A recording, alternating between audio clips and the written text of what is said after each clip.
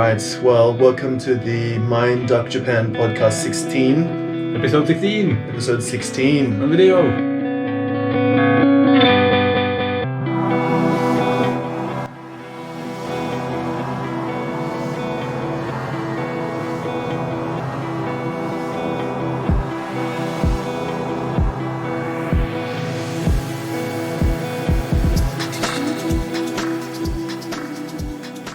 Welcome to episode 16 of the podcast, Bicycle Madness. Brad from episode 12 joined me on a trip from Kamakura to Niigata, about 400 kilometers by bicycle, and we decided to make this into a podcast episode and record updates and clips on the way. This is future Philip speaking. I'd like to give you some context to all the clips we recorded, and also fill in the gaps to try to make sense and explain what's actually happening. This is the first episode that will be completely in video, so if you want to see the maps, our sweaty faces, humongous legs in the frame, and many other nonsensical pictures and stuff from the trip, head on over to Mind Duck Japan on YouTube. I'll still try to do my best and make this an enjoyable thing to listen to. This is a podcast after all. So if you don't care about all the videos, it should be absolutely fine. You can still only listen. With that out of the way, let's get into the podcast. Day 0, the evening before we set off.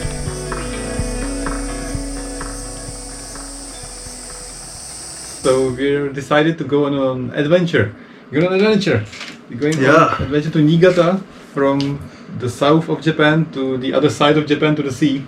Yeah, that's it. How many kilometers is going to be? Like around 400. By bicycle. Yeah. And then we're going to go back by Shinkansen, which people tell us is not possible.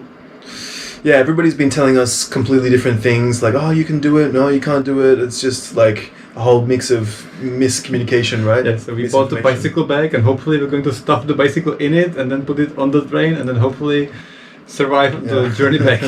Yeah. Wow. So on this episode we want to talk about the plan, and then each day during the stops and in the evening we want to do a quick update and compare it with the predictions. Yeah. So this is the start. We're gonna talk about the plan and predict what's going to happen.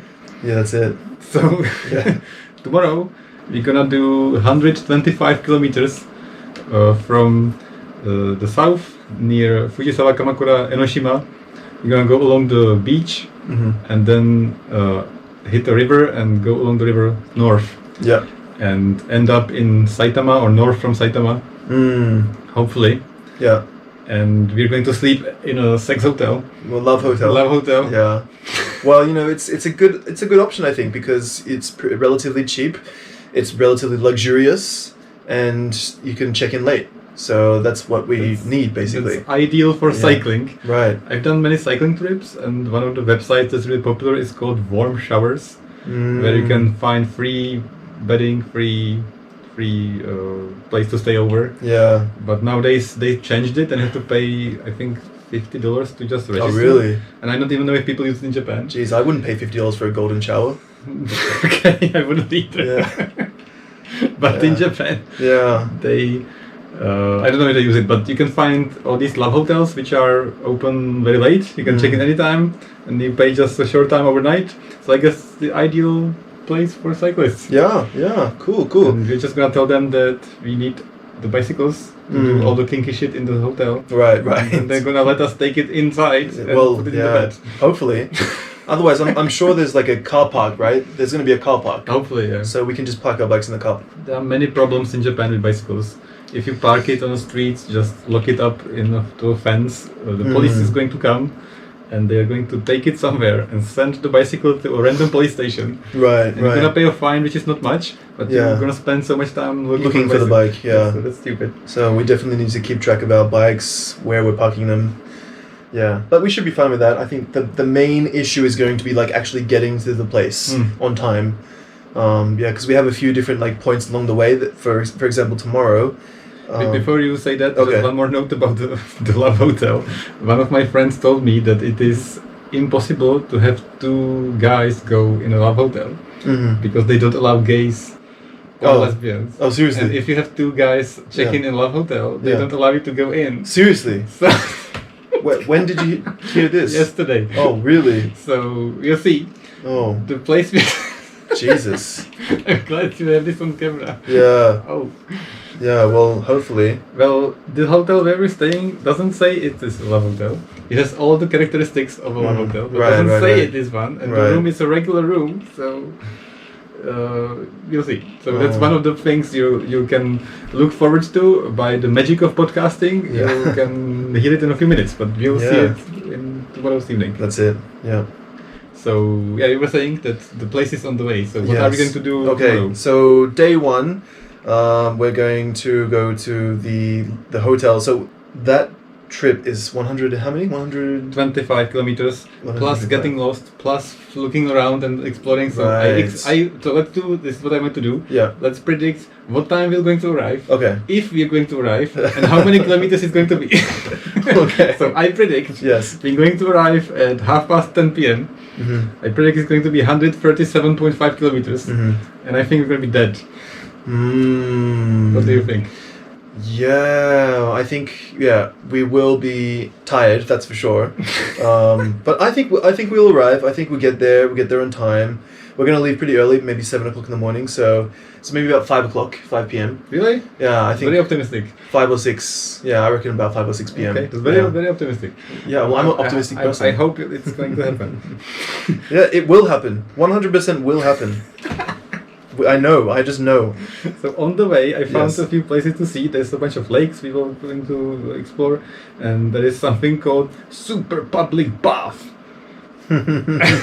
I don't know what that is, but it looks interesting. Well, we all know that it's going to be super, that's for sure. There's a bunch of shrines, and we will see surfers, and it's also a very suspicious museum that's called the Treasure something. Treasure box? Treasure box or treasure Something place like that, or the place of treasure. Yes. What treasure can you find there? Well, maybe we shouldn't say. Maybe we should keep it as a surprise. I think we should keep it as a surprise. Okay. It's Future Philip speaking, so unsurprisingly, we didn't have time to see the surprise, so just to tell you what we were talking about, it's a bunch of dicks and vaginas, basically. It's called Treasure Hall.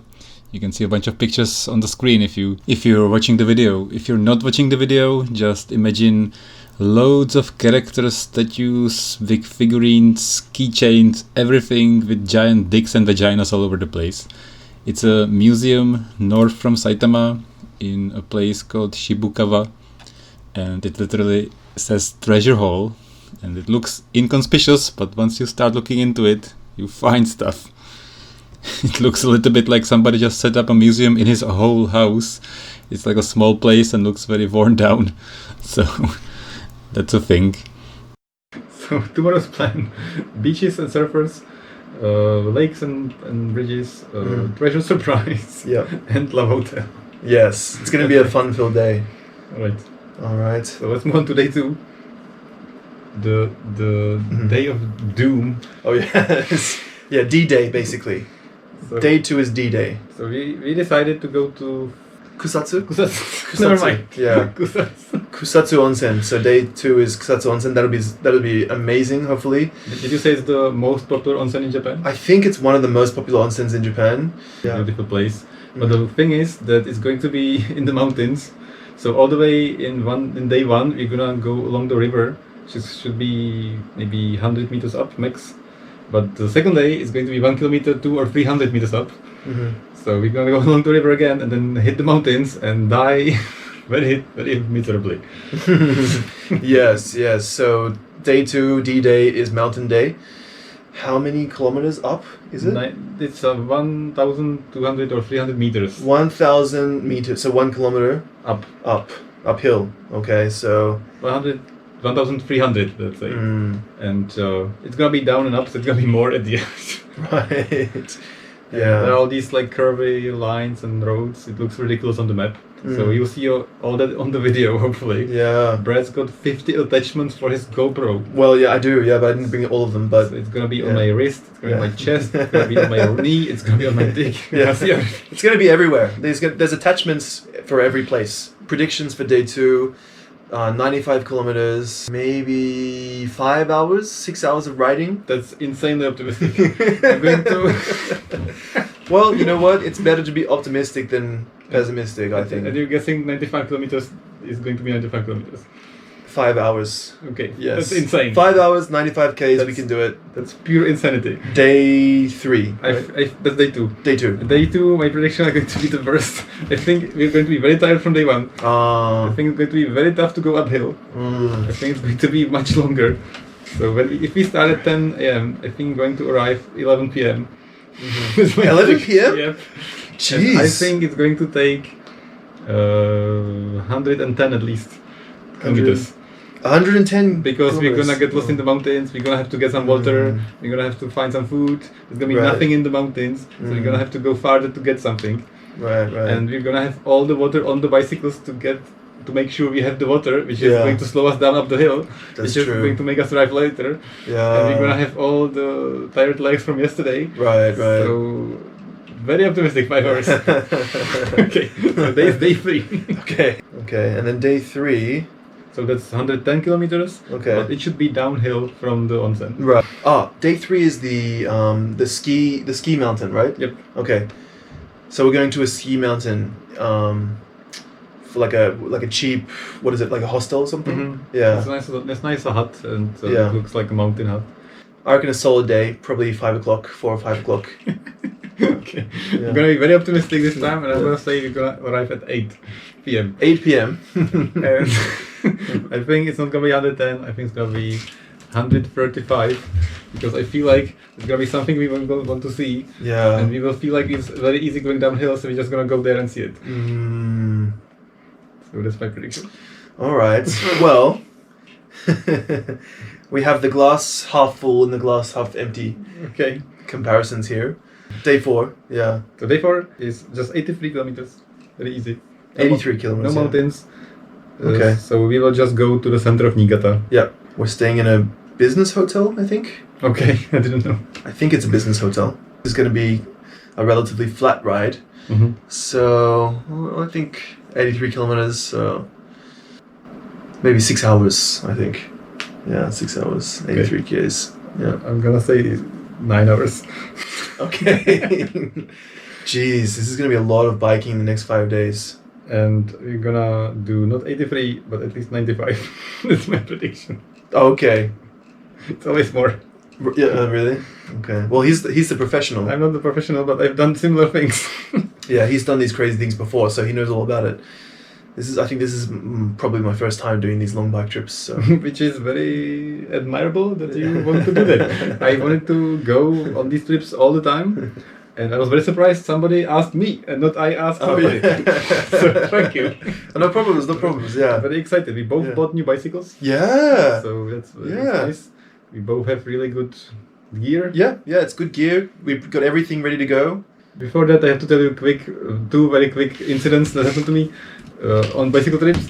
One of them, the first bicycle trip in Japan, I went from Kikuna to Miura and back. So if you don't know where that is, there is like Tokyo, south from it is Yokohama. So a little bit north from Yokohama, you go all the way down to the southest, most southern place, which is famous for tuna. Best tuna in my life, recommend going there. In Miura. In Miura. It's Cool. a very small port city. And I went with my roommate Taka, who was on the podcast, and it resulted in him never wanting to do any bicycle trips ever again. Absolutely never with me. Oh, really? And he hurt his knee a little bit, and wow. he had to walk like the last 10 kilometers home and drink beer on the way because he was so tired. And I did it on a bicycle that cost me 5,000 yen, which is which is about 1,000 Czech crowns, which is about how many dollars? $50? $50, yeah. $50. Yeah. And I broke it twice on the way. The forks in the wheel broke. Jeez. And the brakes broke, and I had to open them so I wouldn't be able to brake. And then I went in a bicycle shop, and they like hook it in the wire and like straighten the wheel so it wouldn't be twisted. And I opened the brakes on the front wheel so it wouldn't be braking constantly, and then broke just with the back wheel. Oh wow. But still did it, no problem. Jeez. And that's hectic. The second time, I borrowed Chan's bicycle, which is foldable. Okay. I went to the south, Kamakura, and then along the beach all the way to Hakone. where my friend lives in the mountains. Wow. And I went to sleep at his house and come back. Jeez. But on the way, I jumped and I broke this bicycle as well.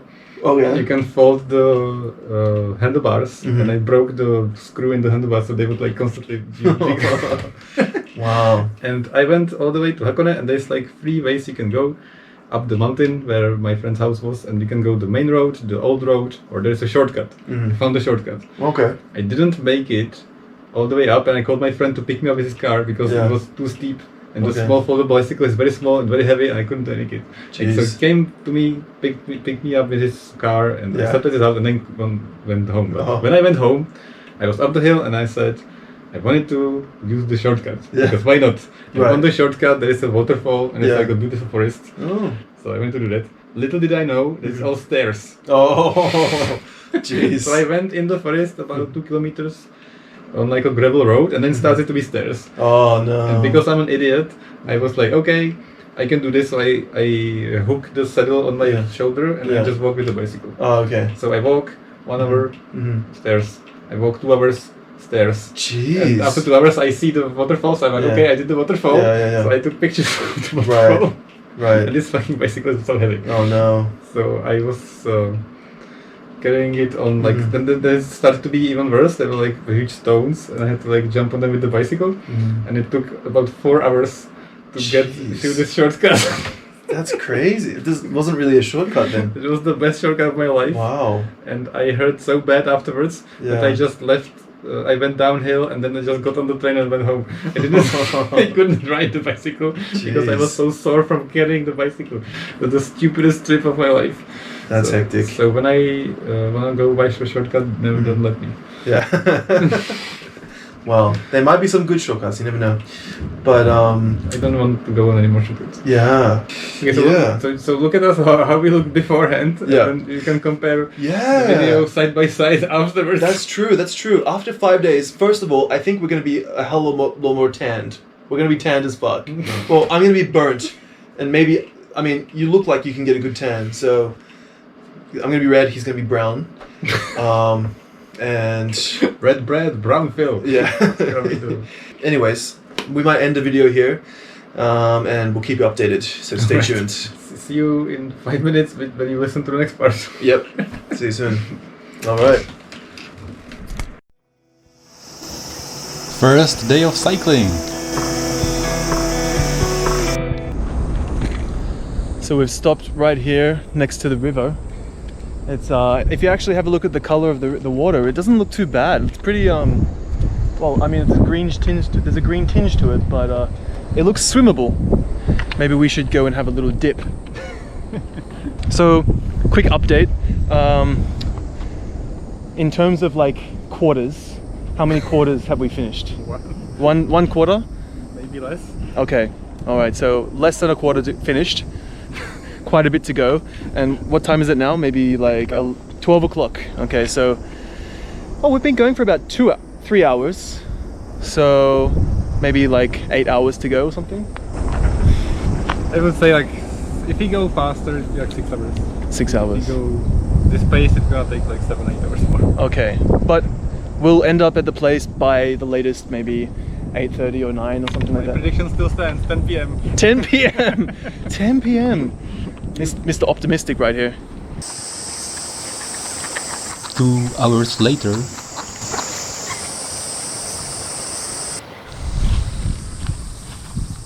Just taking a break, are we? Yep. Nice. Found a nice dam. What's that? Found a nice dam and pain patty. Oh yeah. Pain patty. Oh, pain patty, yeah. Yeah, we came across a nice restaurant. The name was Pain Patty. So whatever that means. It's got curry inside the curry bun. Oh really? Curry bun. Curry bun. It's Painful. Yeah, it's spicy curry. It's a spicy curry. Wait, that's. How are you feeling? I'm good. Let's do the check. How's your ass? It's surprisingly okay. How's your wrists? My wrists are good. And how much do you feel like you're going to burst into flames? Well, right now we're in the shade, so it's about a 4 out of 10. But out on the road. 4 out of 10 is still high up in the shade. But out on the road, it's literally like a 9 out of 10. Yeah. What about yourself? I'm fine. I'm doing fine. I'm drinking too much. Yeah. I've drunk about 4 liters now. Wow. That's what you have to do, right? Yeah. For a 125 But no kilometers. bathroom. We just sweat all of it. Yeah. Yeah, look at my back and shoulders. You can see all the salt that's coming out. That's a good sign, right? It's a good sign. Yeah. 2 p.m. now, I think. Yeah, it's about 2 p.m. We've done about 50 kilometers or 40, 50. Yeah, about 50. So 10 p.m. Yeah, 10 p.m. Really? Damn. Maybe 11 p.m. Wow. All right. Well, we'll check in later.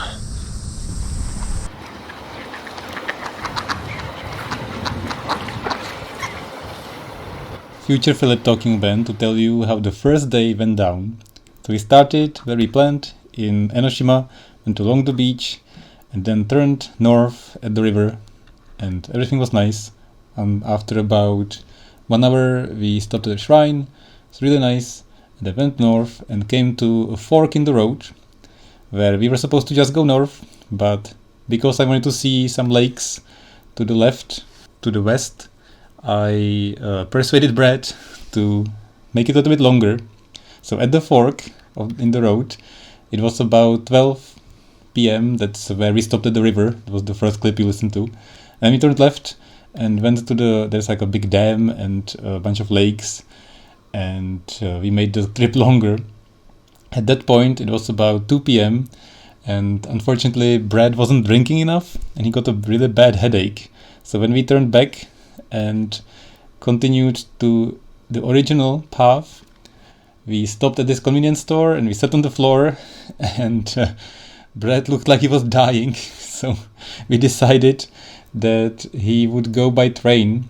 So in Hachioji, which is about halfway to our final destination, after doing about 70-80 kilometers, we packed the bicycle and he got on the train and did about 50 or maybe 30 kilometers, I'm not sure, by train to Hidaka, and then got off the train and continued, soldiered on, which I have to commend him. It wasn't easy after such a difficult day and all the headaches and trouble.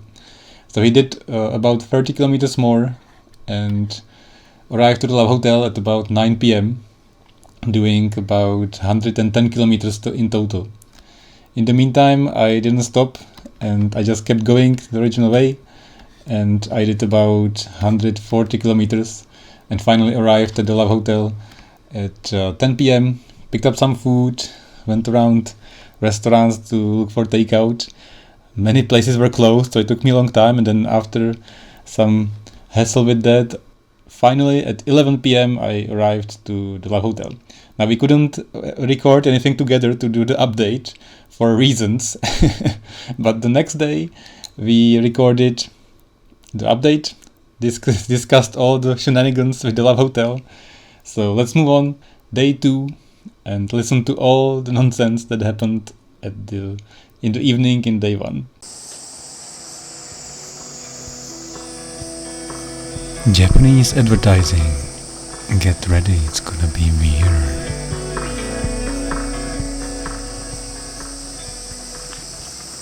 Do you like curry?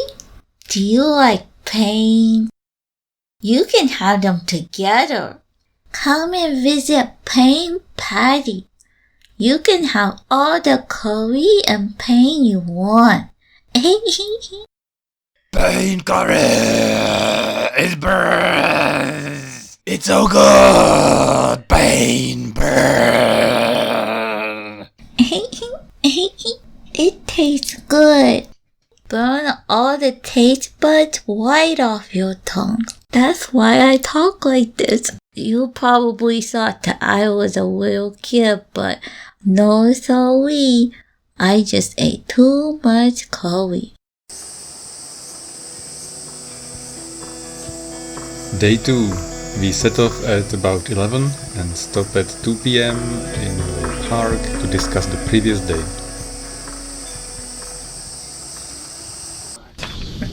Casting bench. You look so excited. Yeah.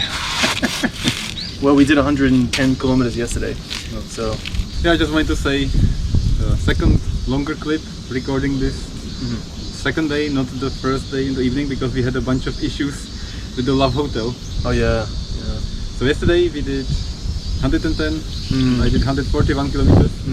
So there's been some changes to the plan. So unsurprisingly, as you can see us. That's all right. So things happen. We just got to go with the flow. So yesterday the total distance was 145 kilometers. It was going to be about 11 o'clock by the time we arrived at the hotel. Philip decided to continue doing that, and he arrived at about midnight, which is fine. Well, it was 11, and I had to stop that's right. I had to stop for takeout and beer. So I would have arrived at 10 if I didn't do that. Right.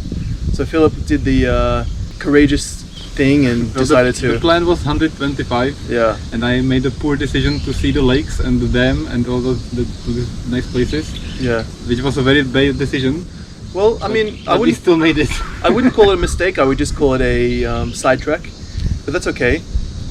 So yeah, Philip arrived a little bit later at the hotel, and so this hotel is a love hotel. In Japan, they have these hotels called love hotels, and they're made for couples to go and just enjoy it. Usually, they're a bit more luxurious than normal hotels, and you rent them out for like a couple of hours at a time, or in our case, we rented it for a whole night, which you can do as well. You rented it from 9 to 12, I think.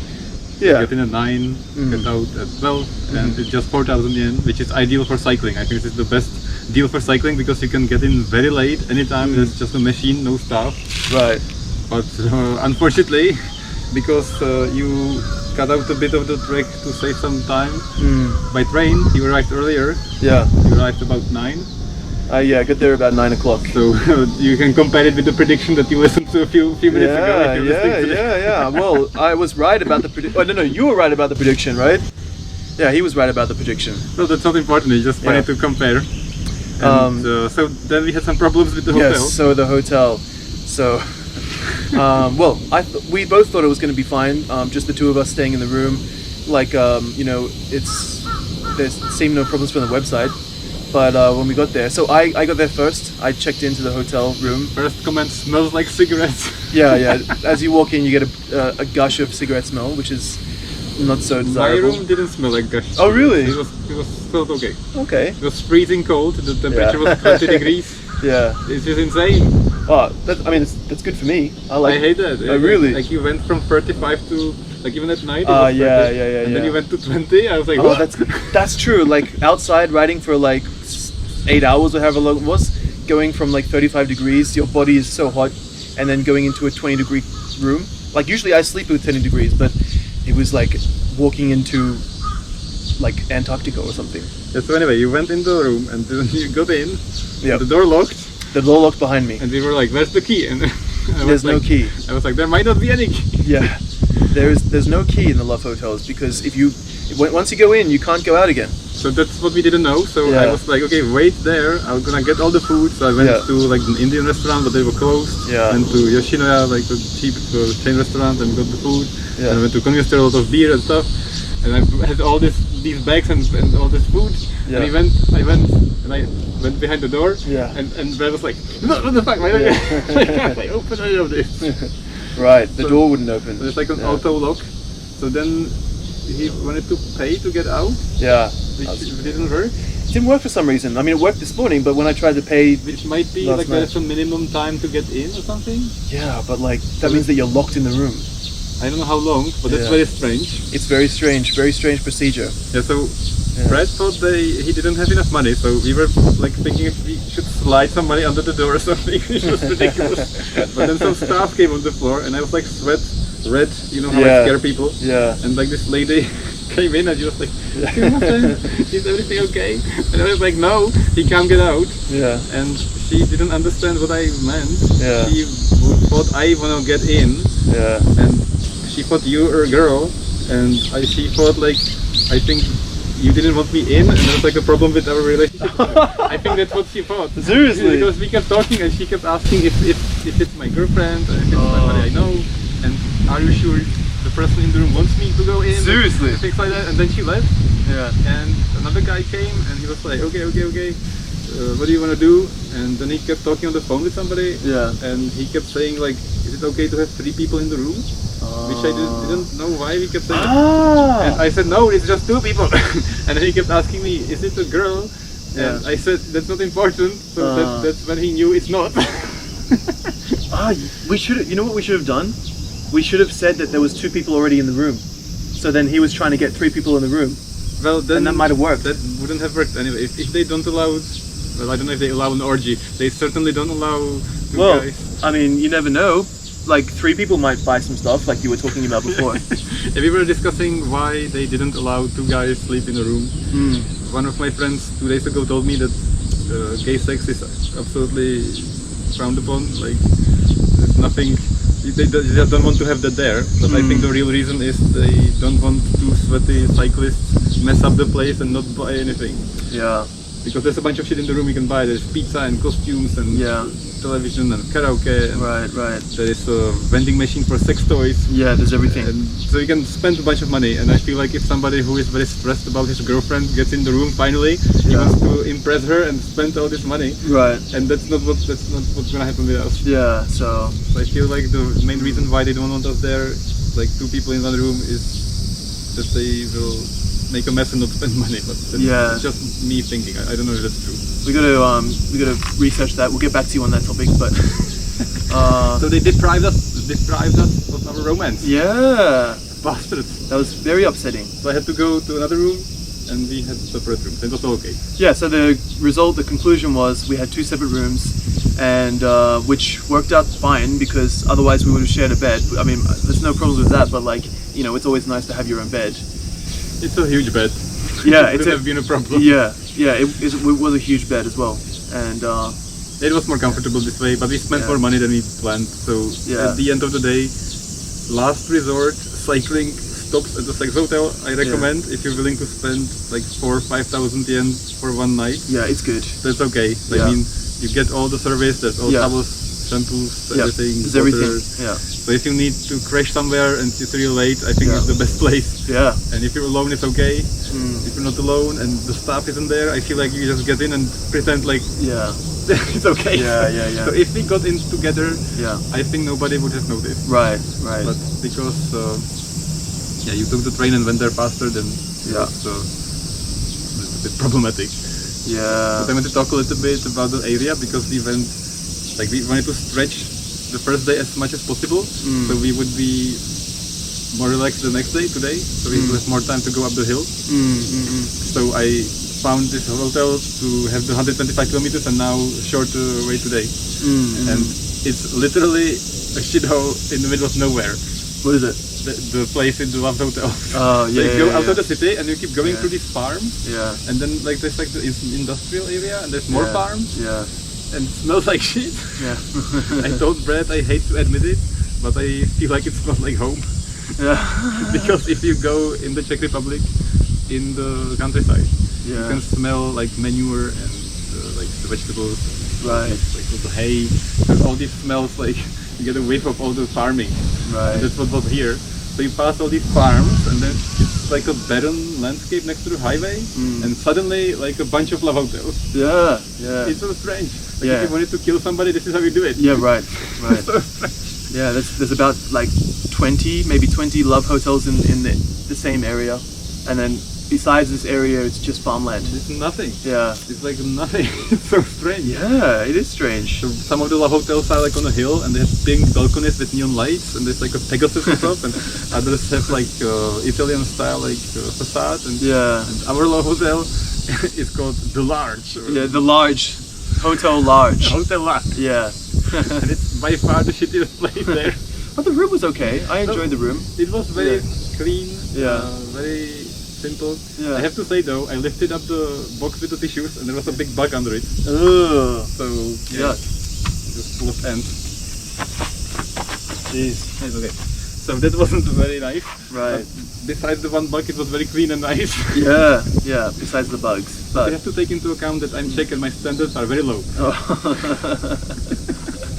But it was nice. Yeah. No, I thought it was pretty good. Yeah. very good for the money. So one last thing to quickly mention, you had the first experience to take the bicycle to train.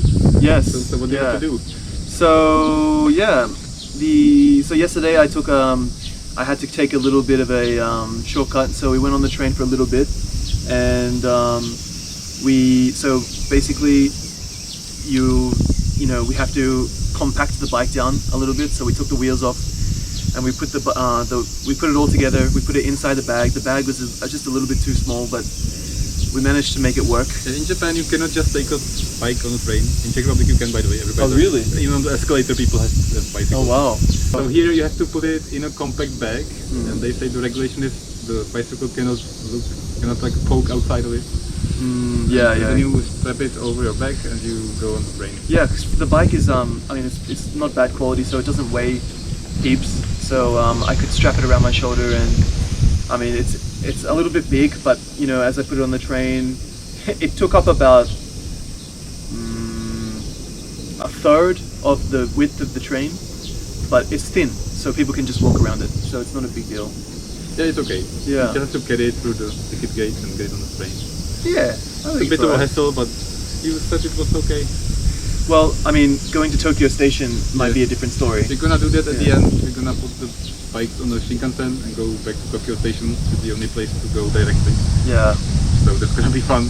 It's gonna be a nightmare to say the least, but we're gonna do it. Yeah, so yesterday we didn't have time to record this because we were in separate rooms. Yeah. That's why we're doing it now.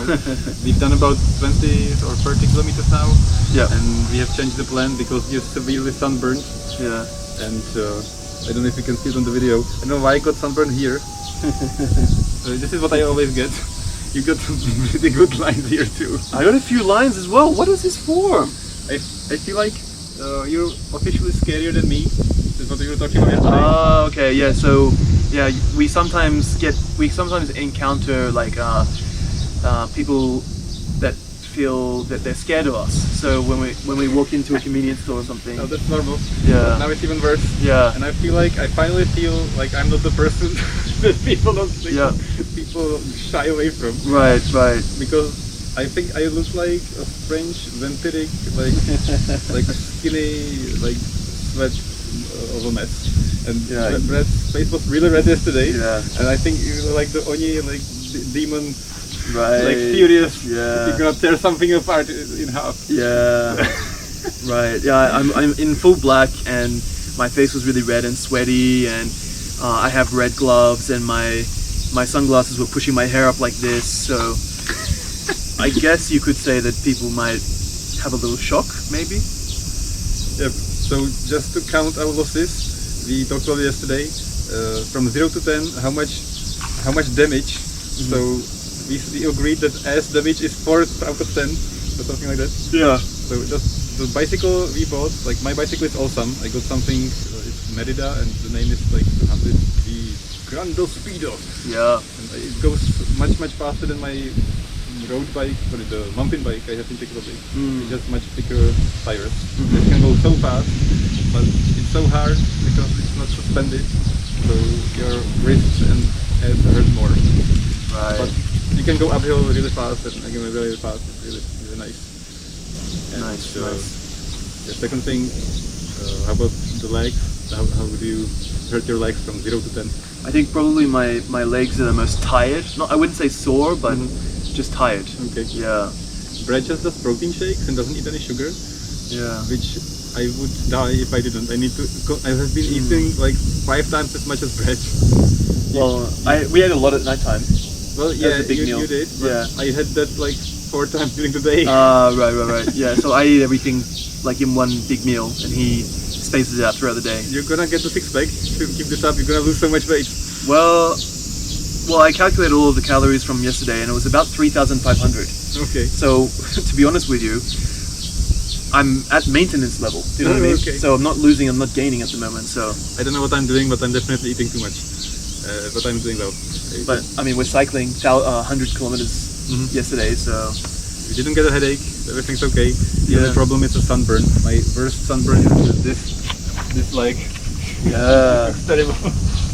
yeah, it's a pretty bad sunburn. So we have to buy some sunscreen, and we decided to take the train today to the mountains, because the plan was to have it shorter today and go 1 kilometer and 200 meters up and die in the mountains, which I didn't want to do. But Brad insisted to go to Kusatsu onsen, which is still going, but we're gonna take the train from here to somewhere above the hills and go only about 500 meters up. Right. So it should save us a lot of suffering. Right. Yeah. So yeah, like as he said, so today we've decided to cut it a little bit shorter, so we can arrive at Kusatsu onsen a little bit earlier and enjoy the scenery and the environment and whatnot. And maybe just take a little bit of a more relaxing day today instead of like 100 kilometers, which it was planned before. Which is, we could probably do it, but we would arrive pretty late again. We couldn't do it up the hill. We would have to be pushing the bike I up the hill. was questioning it very much before we even set off that we could do it. And in this heat, we cannot do it. So just the heat is a big issue. Save our ass. We wanna take it slow, and we're still gonna suffer. Yeah. There's gonna be a bunch of hills, and it's gonna be really hot. Yeah. So it's gonna be about 20 kilometers to the station, which we've already just about completed. It's about 30, but something like that.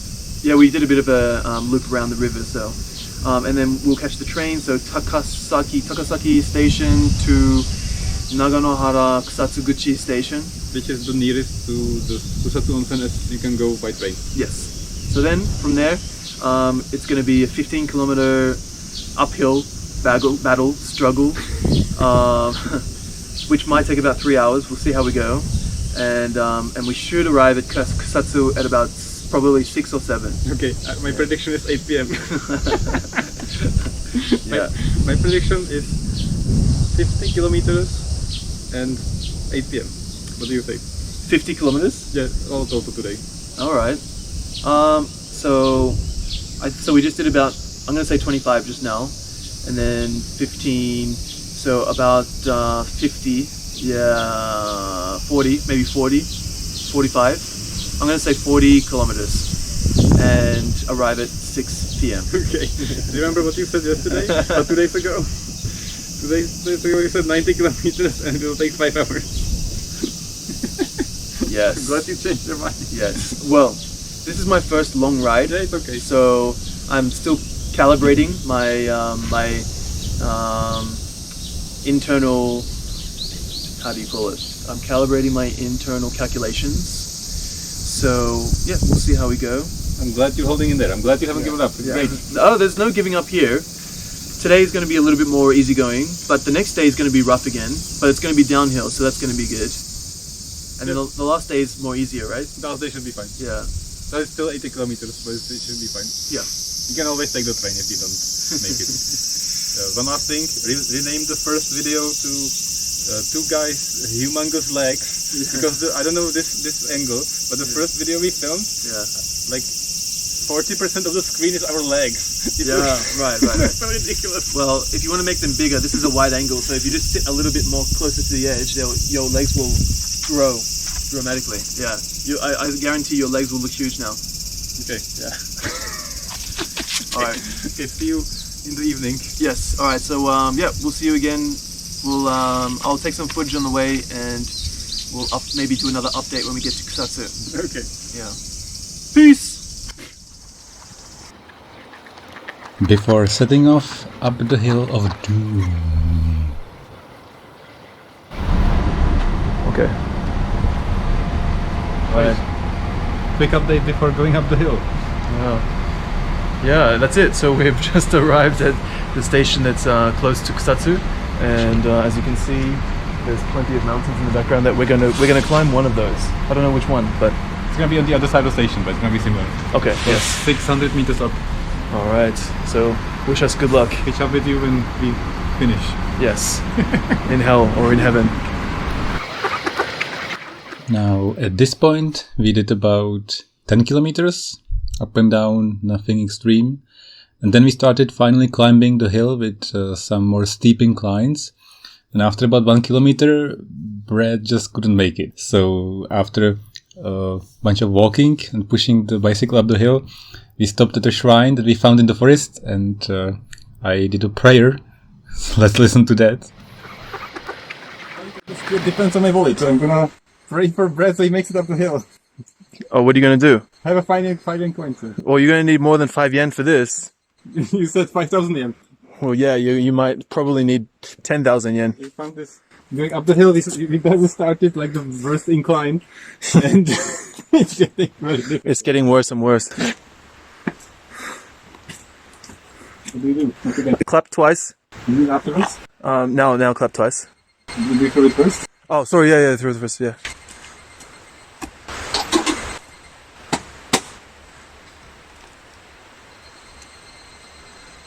May Brad have the power of Jesus, Buddha, and all the gods combined to make it up the hill. Thank you. Unfortunately, after that it only got worse. We couldn't get on the bicycle. Brad looked exhausted, and once again, he wasn't eating much. He was drinking more, but he wasn't drinking much. It started getting darker, and we noticed some signs, warning signs, that there are bears in the forest, which didn't improve Brad's mental condition, to be honest. And we started talking about ghost stories and stuff, and Brad shared a story how once when he was working in a restaurant, some boxes flew off of a shelf and there were definitely ghosts, and the mood just went downhill until a point where Brad just sat on the floor and he looked like he would pass out. I honestly felt really bad for him. And because I was quite worried and I didn't know what to do, I had a brilliant idea that I would hop on the Philip train and pull Brad uphill. So what I did was I tied all the straps and all the ropes for the bicycles together, one end to my saddle and the other to Brad's handlebars, and I just pulled him up the hill. He didn't believe I could, but I did. And it felt to me about an hour or two, but in reality I would guess it was about 30 minutes. I don't know. It was a long time. It was exhausting, but I pulled Brad out of the bear hellhole. So that was a success. We came to Kusatsu around 8 or 9 p.m. and it was all dark, and we stopped at the edge of the city. There was like a resort and an onsen, a hot spring spa, and we recorded a quick update that we survived. So let's listen to that. Recording? Yes. We made it. We made Survived bear attacks, and there's lights everywhere. Yeah. Let's show the lights. Pink lights, white lights. Yeah, it looks like just a onsen resort hotel kind of thing. So, walked a bunch, Yeah. survived bears. There's a sign in the forest to be aware of bears. Right. And look, It was pitch black as well. We couldn't see anything. The bike light was all we had, and we literally the whole way was steep incline uphill for how long? Like an hour? I don't know, just a long time. Yeah. So Found the shrine and it worked. I prayed for Brad, we made it. yeah, well it worked. It worked. Thank you so much. 5 cents is all we needed. 5 yen is all we needed. So now it's time to go to the hotel, get some food, and then go to the onsen. Yeah. All right. We survived. We survived. Catch you later.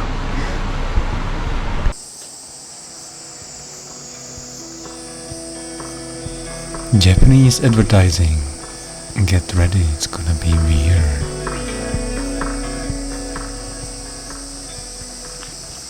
Excuse me, I'd like to buy a cow. I'm thinking about starting a farm. Buddy, you say you want to buy yourself a cow? Well, hold on now. You don't just go buying any old cow bits. You need a meat plan, lest you want to end up with ass. Cow ass. Now, are you a chump? I says now, are you a chump? Yeah. No, you're not. If you want them good parts, hightail it over to meat planning. Meat planning. Plan your meat.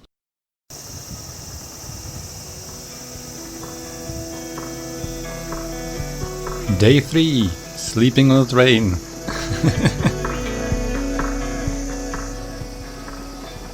On day 3, we got up really early at Kusatsu, and we went to explore the city, and we went to the Kusatsu famous onsen. Yeah, you can see a bunch of pictures on the screen. If you're listening, imagine a huge area with hot springs, and the stones in the water turn green. It's because of the salt reacting with the sulfur. It looks quite interesting. And there is this huge city center with a bunch of wooden pipes that stream the hot spring water in like a pool. It's all lit up in the evening. It looks really interesting. So we looked all around all that, did some souvenir shopping, just relaxed, and went into onsen. Burned like hell for my sunburns, to be honest. So not recommended, but nothing serious. So we set off from Kusatsu onsen at about noon, and we went downhill. And I decided to have another one of my great ideas. I really wanted to see this lake where they mine salt, I think, or some other minerals. And there's like a waterfall and white sand, and it should look amazing. And it should be easy because you just go downhill from the onsen. But of course, when you reach the lake, you have to go back uphill, which I think Brad will hate me for forever. But we made it. We climbed up the hill and just went downhill, all the way back to the train station where we set off the day before. And because we were quite fast, it was just all going down. We continued further and did about 20-30 kilometers. And we went through a tunnel, which was really interesting. I've never had any experience like that. It was really, really, really long and really wet. So first we started going in, and it was all downhill. So it felt like we were going to the middle of the earth, and it was really dark. So we had to switch on the lights, and at the same time there was a fast road next to us, and we were like on a sidewalk. But for some reason, either the condensation or some sort of water source, there was a bunch of water everywhere on the floor and dripping from the ceiling, so everything got wet. And because we didn't have any mud guards, we just got sprayed with mud. And when we finally emerged from this hell tunnel on the other side, after maybe 20-30 minutes, we just covered in mud. It looked ridiculous. But anyway, we soldiered on and reached the station. We got on the train and spent most of the day on a train to get as far as possible because we were really tired. And honestly, I didn't want to torture Brad anymore after the experience from the previous day. So we got off near the third day destination, which was a hotel that I found. It was like a hut in the mountains. We reached the city where the hotel was. We stopped at the convenience store to get some food. And for some reason, this convenience store was completely covered in frogs. You can see a picture if you're watching the video. It was like a typical convenience store that's non-stop, but the outside windscreen, the glass, was completely covered in small frogs. Like there was like 10, 20, 30 frogs. I don't understand why. It was very surreal. Then we started climbing up the hill to this like hut, and we arrived to the ghost house where we had a lot of funny experiences. So let's cut to us at the house in the evening after this exhausting trip. Yeah, what's up? We've arrived about 50 kilometers, 60 kilometers. We've made it all the way from Kusatsu onsen to the middle of nowhere. Yeah. Ghost-infested punk apartment. Of course, I found this place. Yeah. So today we spent most of the time in the Kusatsu onsen and explored the place, and went to a dam and like a nice river and nature, and then got on the train through the mountains. And I can tell you all about that, but let's explore this place. Yeah. It's funny how when I find a place, it's all strange, and when Brad finds the place, it's nice. Yeah. So first place I found was the Love Hotel, second place was really nice that Brad found, and I found this place. Wow. And we arrived in the middle of nowhere after going up the hill.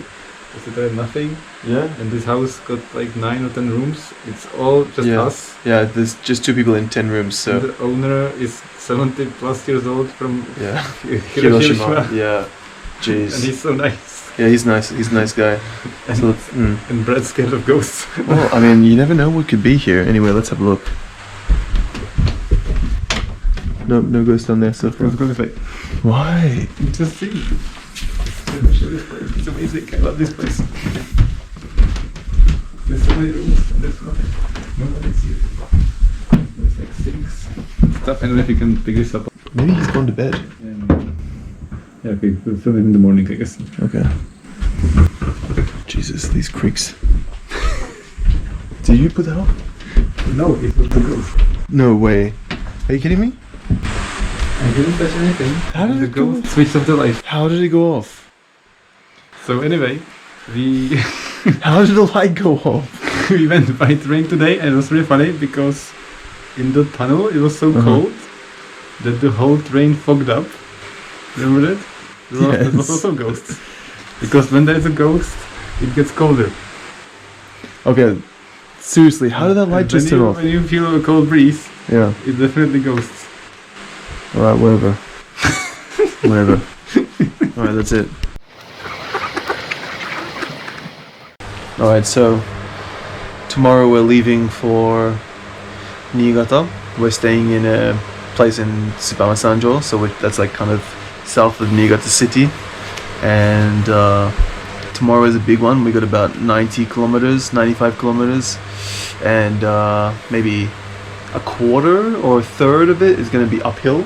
Do you think a quarter or a third? No, we just said 7 kilometers. It's like nothing uphill. It's like nothing. It's like nothing uphill, but it's like 600 meters or something. Quarter kilometer uphill. Yeah. So it should be like 300 or 400 meters up. And after we survived it on a 7 kilometer way, then it's going all down. Should be very simple. Yeah, some mostly down, sometimes up, but it looked like it's not going to be too much up, so should be good. So if we survive the morning, should be very simple. So what time do we think we will arrive? Alright, leave at 9. Let's say 10, 11, 12, 1, 2, 3, 4, 5 o'clock. That's pretty early. Yeah, cool. Okay, I'm gonna say 6. I'm gonna say 6 o'clock. I would love to say the same thing. Okay. Yo, I've been calibrating this whole time. You've been calibrated. Yeah, I'm now calibrated after about 5 days. It's just 3 days. 3 days. Okay. So we both agree 6 o'clock tomorrow. Yeah, and I think it's gonna be 99. It's not gonna be 91, but 99. 99, yeah. Same as the first day around. Well, for me, for him, more. It's gonna be just 91. We will like it 6. Yeah. Restaurant and breakfast. And 5 kilometers and then go. And then we can just free fall from then, basically. Hopefully. Yeah, we didn't say when we were walking and riding today, there were many graveyards. Like it's like this recurring theme of death on the way. There's like shops selling gravestones. Yeah. Sometimes there is a graveyard underneath a bridge, so if you were to fall off of the bridge, you would fall into a graveyard and instantly be buried. That's true, that's true. You would literally fall to your grave. But there must be some kind of message that they're sending to us. And like, tonight we're staying at the ghost house, so, you know, it's getting worse and worse, basically. In that sense. Maybe we are the ghosts. Maybe we are the ghosts. Maybe this is not the real life. This is the simulation. I don't know. This is what traveling with me does to people.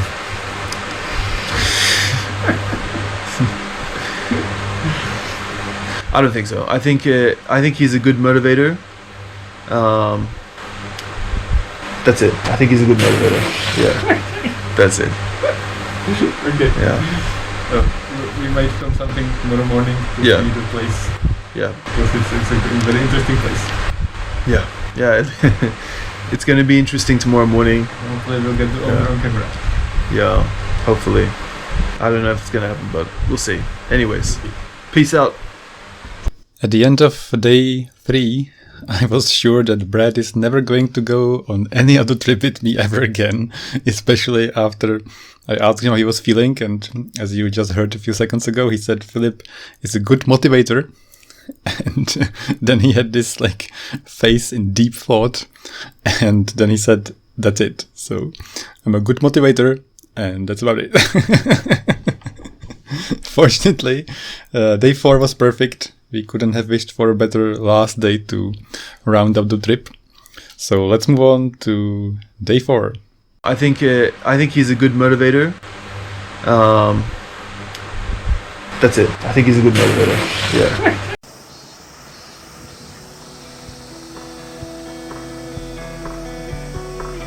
Day 4. Best day ever.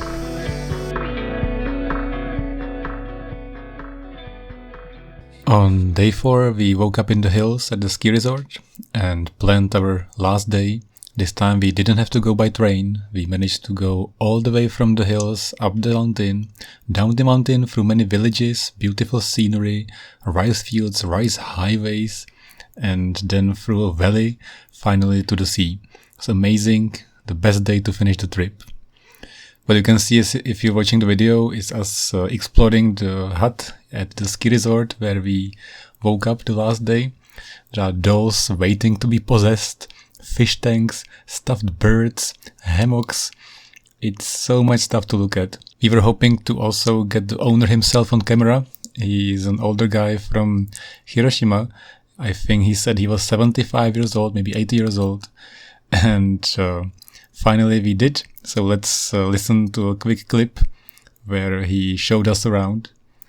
And also notice this picture, which has 2 versions. Exact copy, but one of them without clothes. Not sure what that was about.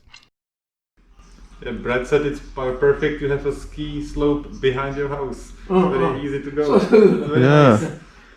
Very About cool. 3 meter, you can go to the lift. Oh wow.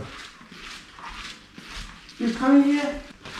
You enjoy this one. Oh nice. Hammock. And this one. Oh, exercise. You see, over there, we can walk. Wow. Very nice.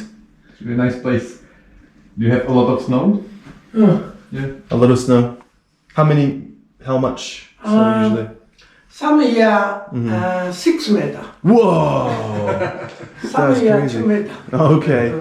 Wow, that's crazy. So, and the top of the snow is like this way. Wow. Wow. Here. Wow, you cannot see anymore. This area is another ski resort. Oh. Cool. Today we go up this hill by bicycle. You go up? Yes. But it's very far from Tokyo. Yeah, we go up To- and then down to Niigata.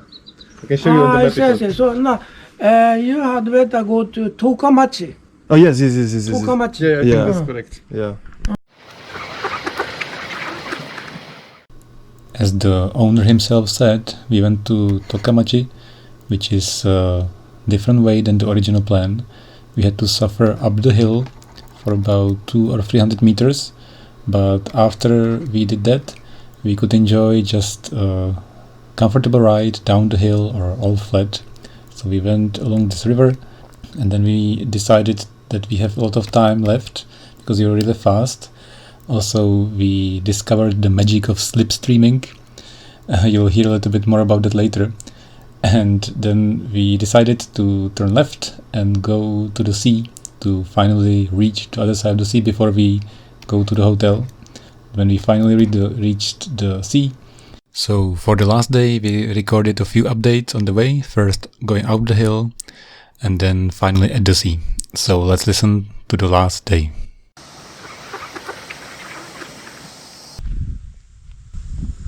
If you're looking for serene nature and endless rice fields, then Niigata is definitely the place for you, right? Look at this. Just take a look at this. Isn't that breathtaking? Isn't that amazing?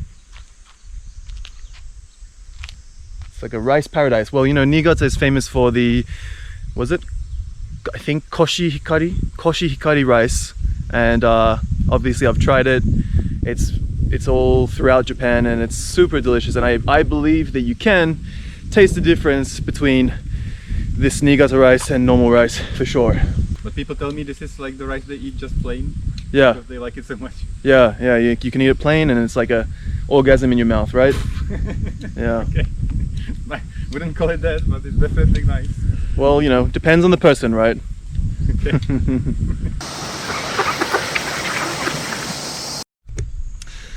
All right, so we've made it up this hill. As you can see, it's pretty steep. I mean, we're just sitting in front of this extremely high cliff. If I fall over, then I'm dead. But To be extra safe. yeah, exactly. We're all about safety.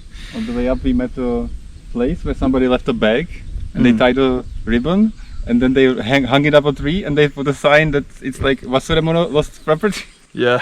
So funny. Lost property, yeah. Even in the countryside, if there's lost property, you will get it back in one shape or another. Look at this place, and in the middle of this nowhere, they hang up a bag and put on it a sign that it's lost. It's so funny. Yeah, that's it. Yeah, so it's a safe country, that's for sure. That's the least. So yeah, we came across a couple of people on the way up the mountain. They were waving to us, saying hello. Somebody in their car waved to us as well.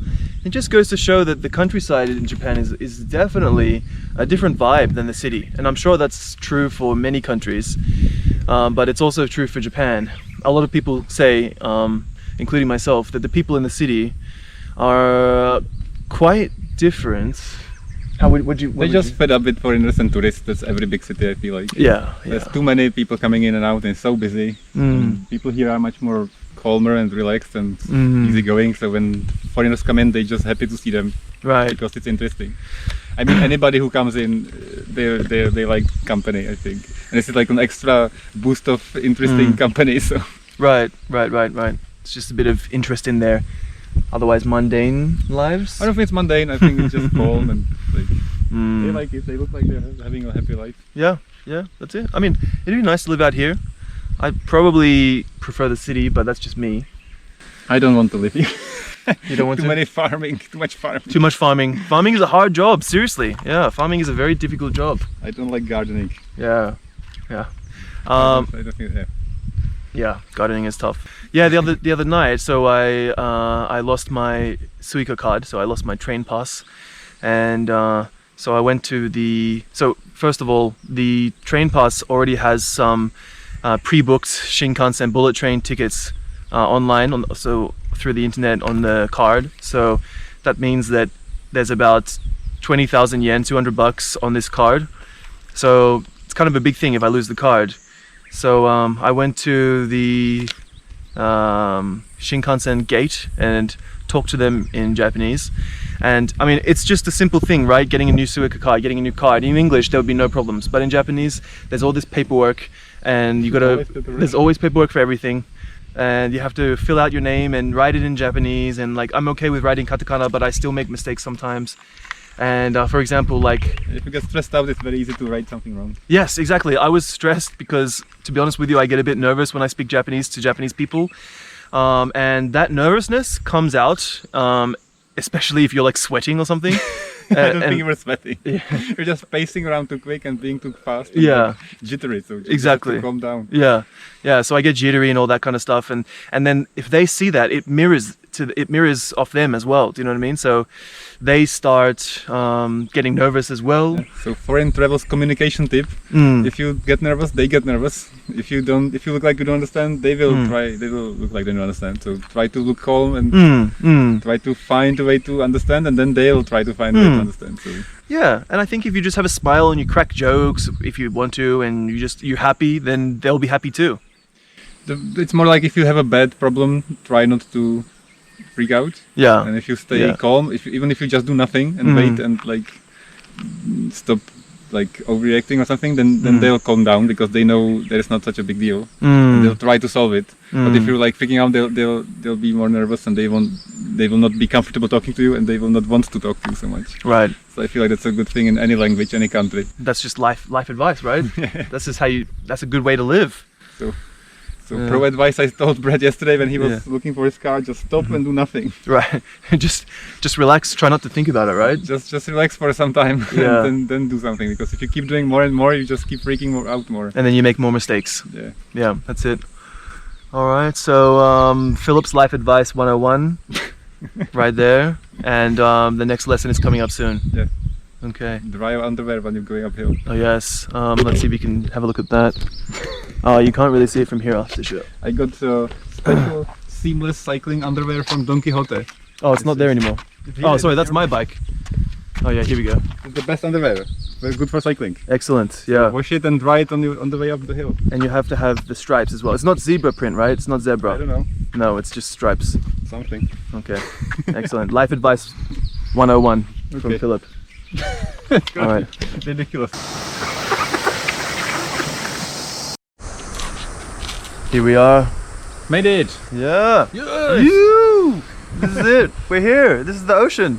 See that blue thing right there? That's the ocean. We've come down from there. Yeah. We've gone through like a crack of rice fields and forests, and it was the nicest crack I've ever shoved myself into. Yeah. I wasn't displeased about going through that crack. And on top of it was a nice village with like old buildings, and we got a video of that. Yeah. You can cut it for the video if you want. Yep. But it was really nice, and then downhill through these rice fields, it was like a wonderland. Really nice. It was good. It was good. Definitely the nicest, like going down the sea place I've ever seen. Yeah. Yeah. No regrets there. So how many kilometers did you say we've done so far? So today we did 87 kilometers. Yeah, today's going really well. Yep. Brad's a champ. He's like going fast, holding up. Yeah. Well, there's been a few. How can I say? Helps along the way with his slipstreaming. Yeah, he slipped right into it. Yeah. so too many sexual innuendos on this trip. Get yourself into my stream and slip and slide and stuff. That's it. Yeah. So, and now we're gonna do another maybe 30 kilometers along the coast, and then back to the hotel tonight. If you don't know what slipstream means, it's when you go really fast on the bicycle, and then the second bicycle goes behind the first one, and because the first one breaks the air, it like pulls it behind it, and the second person doesn't have to work so hard. So sometimes it feels like you don't have to do anything. Yeah. But that's when you go straight. But if you go uphill, you have to do more. But the faster you go, the easier it's for the second person. So we've done like a super rice field highway for I don't know, like 2 hours or something. Yeah. It's really fast. Right. That was fun. That was really fun. That was really cool. Well, how far we were going? About like about 30 kilometers an hour the whole way. It's really cool. Yeah. Basically faster than Japanese drivers. Yeah. Well, we were going faster than how drivers would drive in Tokyo. That's for sure. Tokyo, it's so. Yeah. So today finally we changed the plan to see this place, and finally it paid off. Yeah. It wasn't a bad decision. Finally. Right. We've made many bad decisions. We've gone to the lakes where we almost died, and then to the dam with the water from the onsen, which Brad didn't enjoy very much. And it was fine. It was just the hill going back up was a bit and hard. now this finally paid off. So yeah. Finally one of my shortcuts. Actually, you found this, maybe not me. Well, we both kind of worked on it. Yeah. So it was like really beautiful. Like you have to see the video. There's so much rice today. So much rice. There's a rice field highway, then we filmed rice for a few hours. Yeah, literally hours of rice. Yeah. And then this rice like wonderland in the middle of a valley. Yeah, that was amazing. So nice. Yeah. And I filmed you going down it, you don't know, so cut to that video if you want. Cool. Nice. Yeah. So because we came here, we have to do 30 kilometers more. It's about 6 p.m. But how are you feeling? Feeling great. Yeah. Finally doing it because you know why? Because you found out today. There was a revelation. You calculated how many calories it takes to go 100 kilometers on a bicycle. And how much is it? I mean, well, it's just an estimate, but it was something like the average person burns between 400 and 600 calories. What was it? 400, 800? They said 500 or 400 to 800 calories per hour, was it? Yeah. Hour of per riding. 10 kilometers. Per 100 kilometers, right? No, 10 kilometers. 10 kilometers. 10 kilometers. Okay. So times 10, it's like 5 to 8,000 calories. And Brad was saying that he should burn like 2,000 and 3,000. Right. And he's been eating about 2,000 a day. So now he's like 5,000 calories a day in deficit. So that's 20,000 calories in deficit. So I'm happy he's alive. I mean, I'm good. I'm happy. Yeah. I've been eating. I'm fine. I don't think I'm gonna lose weight, but not much. Okay. And I've been feeling fine the whole way. Yeah. But I think you must be like dying inside because your body's eating itself up. No, I'm good. Well, Actually, today is like, good, I but- still have like heaps of fat ready to go, but Well, you can't burn the fat in 4 days. The reserves you have like available. That's been depleted like Yeah. by far. right. I'm happy you're feeling fine today. So Yep. please eat more. Yeah. Some good advice from the Master Philip 101. Philip Pro Life Tips Yeah. 3. Eat or you die. Eat or die. No, eat or you will die. Oh. Surprise. Just sustenance, basically. And the iron drink, is it Yeah. irons? Yeah, irons. Yeah. Sounds like an iron cannon. That's the only word that I used it before. Okay. So that's something you should drink. Mhm. They have plenty of drinks like that in Japan. So Yeah. today you didn't get a headache, so No headaches. wonderful. Yeah. So it's sorry good. we haven't done this earlier. So this is the best day definitely. And Yeah. yeah, so I'm happy, and it's going to end well. It will end well. It was perfect timing. We got to the ocean just on time before it's getting too dark. We should see the sunset in about 15 minutes. Yeah. We don't see shit because it's too many clouds. Yeah. So yeah, we're gonna go around the coast for a bit and head back to the hotel. All ended well. We got to the hotel and went for all-you-can-eat yakiniku and stuffed ourselves until we almost died.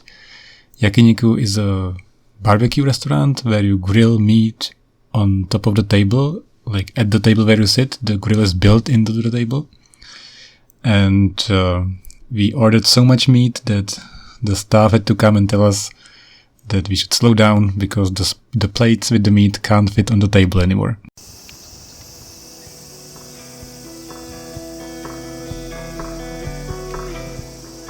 Epilogue.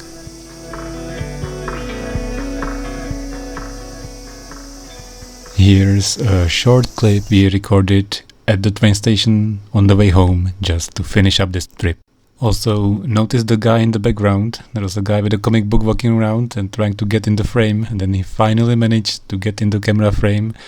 And I guess the sole reason was to show us his mad page flipping manga skills.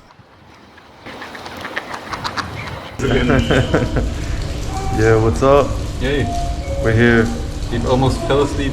Yeah. We've fallen asleep totally on the Shinkansen. We did 2 hours on Shinkansen from Niigata to Tokyo Station, and now we're waiting to go home. Yeah. So, you were saying the trip was an adventure. Yeah. Can you repeat that? Well, what did I say? You said there was a beginning and end, and it was like a drama. And you were waiting in anticipation if the next corner is going to be a hill or not. That's it. Yeah. We just didn't know where the road was going to take us. You know, obviously we had maps and everything, but at the same time, maps don't show you what it looks like in real life. So we were pleasantly surprised with some parts, and a little bit taken aback by some other parts, such as climbing up the mountain. But that was okay. You were saying it was like a story with a middle and an end. And Yeah, it felt like a story, and towards the end, it was kind of like a build-up suspense point where we had to get to the other side by the sunset, and we magically found like this really nice crack in the forest surrounded by rice fields. So it was kind of a nice ending. Yeah, it was an awesome ending. We loved the last day. Yeah. There has to be some turmoil and problems to solve during the trip and story. So if Yeah, we didn't have exactly. any problems, it wouldn't be as exciting. Yeah, exactly. That's why it sounds like a story, right? Yeah. Yeah.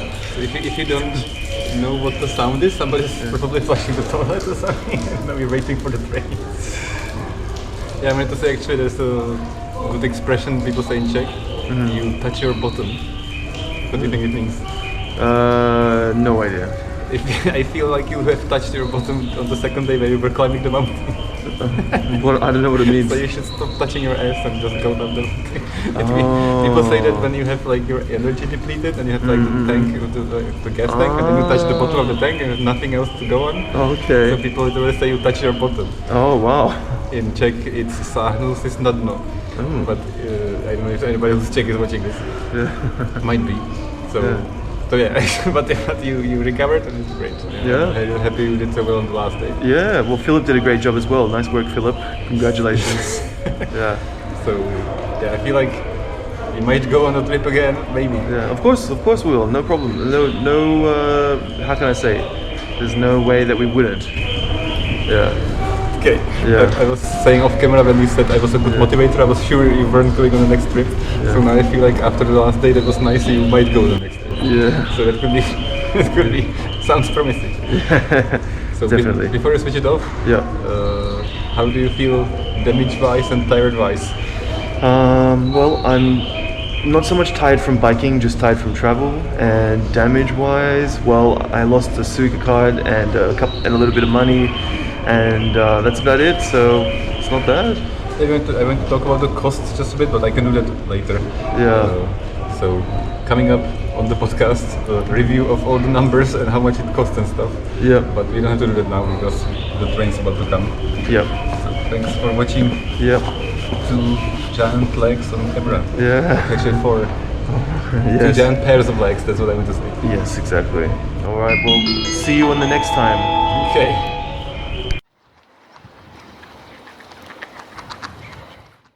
Just to close this off, I'd like to give you some final thoughts and statistics and a few numbers. So first off, traveling by train in Japan, don't let people tell you otherwise, it's quite straightforward.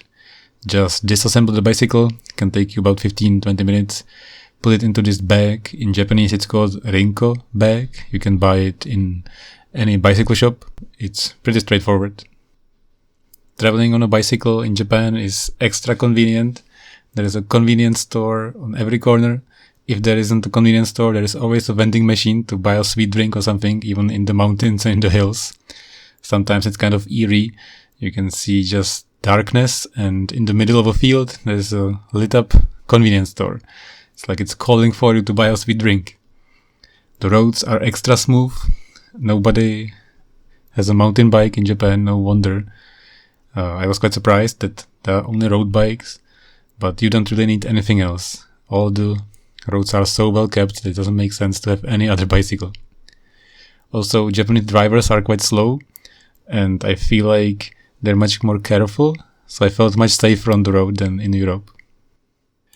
So, as I promised, some quick numbers to give you an idea.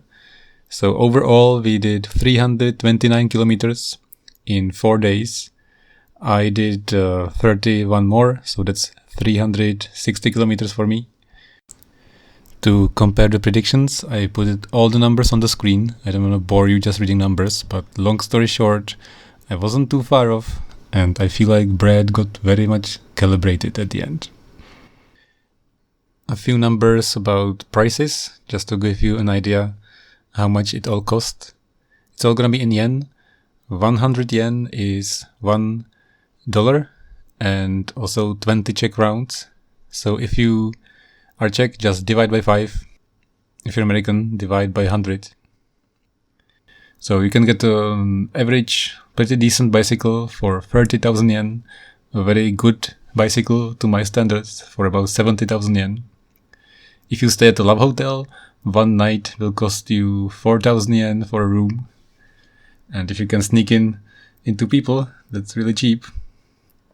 If you go like a decent hotel, it's usually about 7,000 yen for 2 people. If you find a ghost house, like we did at the ski resort, it was only 5,000 yen for 2 people. As far as food is concerned, if you want to be really cheap, you can survive on about 1,000 yen per day. If you want to be comfortable, it's about 2,000 or 3,000 per day. And if you get a meal at the restaurant, it's about 1,000 yen. And finally, the Shinkansen for traveling was 8,000 yen from Niigata to Tokyo. And if you catch a local train, it's usually very cheap, around 500 yen. And the bicycle you don't have to pay for. So once again, thank you so much for listening if you made it this far. This has been an undertaking. Took me so long to edit this. I have no idea if this was entertaining or not. So if you actually finished and watched the whole thing or listened to the whole thing, give me some feedback on mindtechjapan@gmail.com. Any feedback is appreciated. Brad has been recording the whole trip on his GoPro with all the attachments, and he's recorded about 100 gigabytes, and he's putting all these action first-person videos on his YouTube channel called Brad in Japan. So if you want to see all that, you can head over there. I still tried to keep to the format, so that was a thought of the day hidden somewhere. Don't stress out when talking to people, or they'll mirror it. If you're calm, they'll be calm. I had to do some advertising as usual, but next episode will be back to standard. See you in the next one. Come again. I'll record it. Okay. Come again. How do you feel going up the hill? Huh? Come again. How do you feel going up the hill? Fuck you!